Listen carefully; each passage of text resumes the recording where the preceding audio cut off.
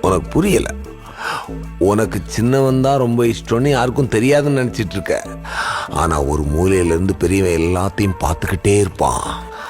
பார்த்து பார்த்து உள்ள வெறிய ஏத்துவான். யாரு மேல? என் மேல. மயிருவோம் மேல. உன் மேல இருக்கிற வெறியாகணும்.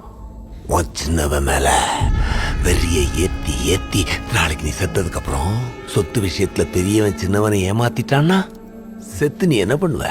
நீ கொடுத்த சொத்தையும் சின்னவங்கிட்ட ஆட்டைய போட்ட சொத்தையும் வச்சு பெரியவன் டபுள் ட்ரிபிள்னு சம்பாதிச்சு கவுன்சிலர்னு எம்எல்ஏன்னு எங்கேயோ இருந்தா, உன் சின்னவன் மட்டும் சாதாரண இன்ஸ்பெக்டர் வேலையில கிடைச்சும் கிடைக்காத அந்த சம்பளத்துல நானும் என் அண்ணன் மாதிரி ஆகணும்னு ஒரே வாழ்க்கை லட்சியத்தோட அவனுக்கு மிச்சம் இருக்கிற இந்த ஒரு லேண்டையும் இந்த வீட்டையும் காப்பாத்துறதுக்கு அந்த மூத்தவங்கிட்ட இருக்கிற ஆடிட்டர் கம் ரொம்ப இம்பார்ட்டன்ட் பர்சன் நினைச்சு உன்ன மாதிரி ஒரு உதவாக்கரையை கிட்னாப் பண்ணி கொண்டு நீங்க வச்சு அடிச்சா பெரியவன் போர் எடுக்கல.